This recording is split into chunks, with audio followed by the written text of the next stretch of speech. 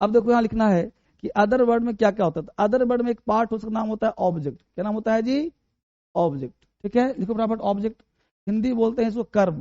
अब आपने एक हिंदी में कहावत सुना होगा कि जैसा कर्म करोगे वैसा फल मिलेगा। सुना है ना? जैसा कर्म करो वैसा फल मिलेगा। अब ध्यान दो कि जब कोई सब्जेक्ट काम करता है तो कोई भी काम करो तो फल मिलेगा उसका ना। तो कोई भी काम जब हम करते हैं उसका जिस पे प्रभाव पड़ता है उसे हम ऑब्जेक्ट कहते हैं, कर्म कहते हैं। लिखो बराबर।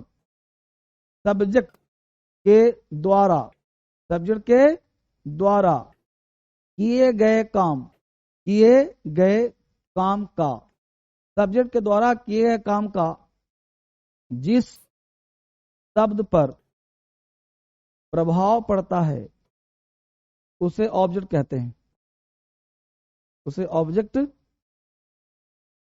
कहते हैं।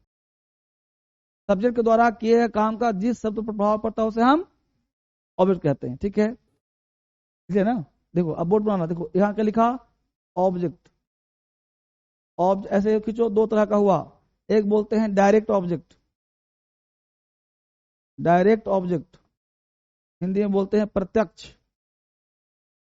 प्रत्यक्ष प्रभाव। ठीक है जी, जो दिखता हो, जो दिखता हो। दूसरा होता है अप्रत्यक्ष प्रभाव,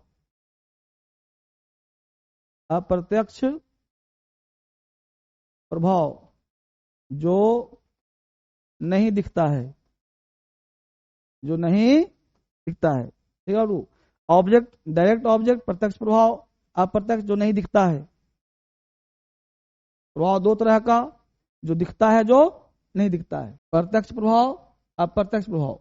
जो दिखता है, जो नहीं दिखता, दो तरह का हुआ। दिखता है डायरेक्ट ऑब्जेक्ट, जो नहीं दिखता है इनडायरेक्ट। देखो इसका क्या होगा? Indirect, indirect object. दिखता है और नहीं दिखता है।